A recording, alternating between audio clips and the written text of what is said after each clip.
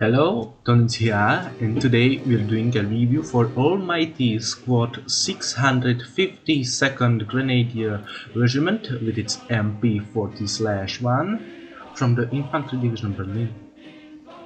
Before we move to the testing of the squad, we're going to look to the history of this gun and the division. History of the gun, yes. It is an experimental weapon modification of the MP40 with two side-by-side 32-round magazines. The MP40/1 was tested in 1942. This version of the MP40 has two magazines receiver that slides horizontally to use the additional magazine when the first becomes depleted. This design was intended to counter the superior firepower of the Soviet PPSH-41, but made the weapon heavy and unbalanced in the field and did not work well. However, by 1943 the Soviets shifted the production of the PPSH-41 drums to 35-round magazines due to combat malfunctions. In 2001, only 5 genuine examples of the MP40/1 were known to exist. Yeah, it's quite rare. The dual feed system is a feature shared with another rare weapon, the EMP44. That's all I could get for this weapon. Many features are similar to the MP40, so go to Wikipedia about MP40 and you will know MP40. Okay.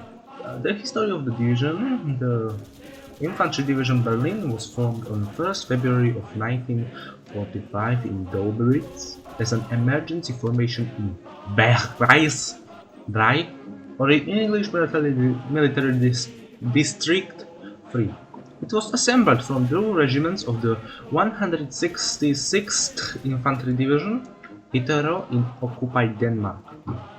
While the division received the ordinal number 309, it was usually just referred to as Infantry Division Berlin, and from April 1945 as Infantry Division Greater Berlin.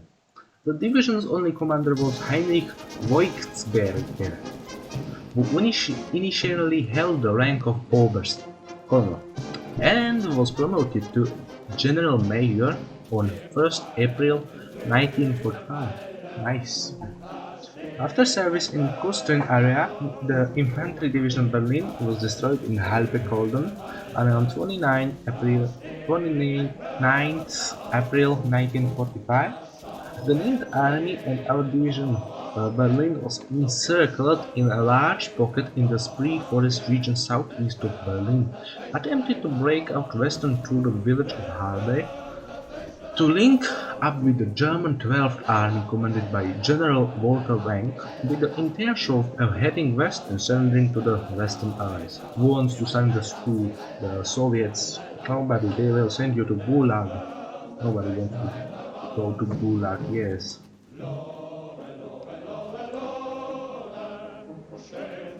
To do this, the Ninth Army had to fight its way through three lines of the Soviet troops of the First Ukrainian Front under the command of Marshal Ivan Kolev, while at the same time units of the First Belarusian Front under the command of Marshal Georgy Zhukov.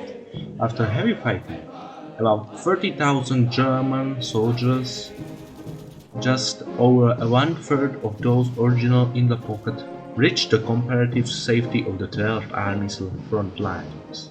The rest were either killed or captured by Soviet forces.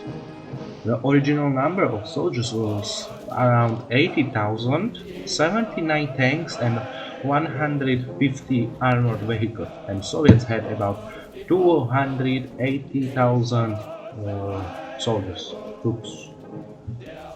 After that battle, 30,000 German soldiers were killed and Soviets had around 20,000 plus killed. Now let's get to Enlisted and let's look at this gun stats. Okay, so as you can see, this gun is pretty cool actually. It has a hit power of 6.8, and it wasn't changed by the update that happened recently, so you don't have to worry about those who have it. You don't need to worry about it being bad. It's actually the best MP40 one that there is in the game now, I think. The muzzle velocity is 400 meters per second, yes. The rate of fire is 570 shots per minute. The reload time is quite good actually, 2.9 seconds. With the perk you can only lower it too well. Vertical recoil 26, you won't even feel it. Horizontal recoil 2, that's quite nice, 9. Feed system is 32 round magazine. For this thing it's 64 magazines. Weight 4 kilograms, cartridge mass 11.2 grams. Firing modes auto, only auto. I tried to go to semi-auto, but semi-auto does not exist. It's quite actually very good gun. I love this gun. The best thing in the game against Soviets is this gun. If it weren't for that gun, I would be losing 50% of my matches. Well, that's not true. Okay, so now let's go and see the shooting range. As we can, where is it? Okay, boys.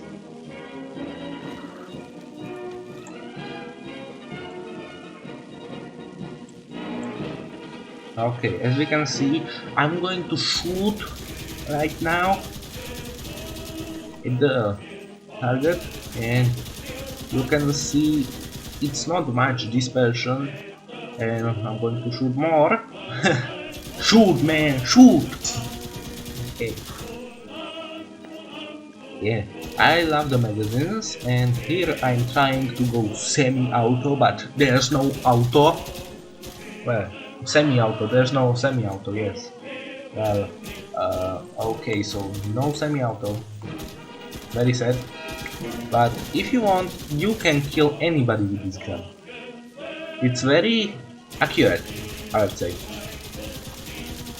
And okay, I decided to climb this, and let's check the bullets. As you can see, it hit the head, and right here, yeah, the full body is marked by bullets. Okay, and look at this. Yes, it hit the center. Now let's move to this one, and as we can see, close range is very good too. You can kill any enemy with just 3 bullets, and that's what you needed. Okay, so if you are in a hole and you can just spray this gun. Look at this. Like, see enemies, kill them. Okay, so now you can see the bullets are like that. Okay, if I spray it, accurate. And here we can see the very good at sabotaging, looking for enemies. Like in this forest. Yeah, this is the footage of Yeah. What was the forest called? Yes, what was the forest called? It was yes, pre-forest. Yes, that's the footage from pre-forest. Yeah, Soviets are there. Shoot them! Shoot them! Yeah, they are good. Trying to break out from the hellback outdoor. Woohoo! Hey, kill them! Okay, well. Okay, so now we killed every Soviet that is there, and now time to move on the end.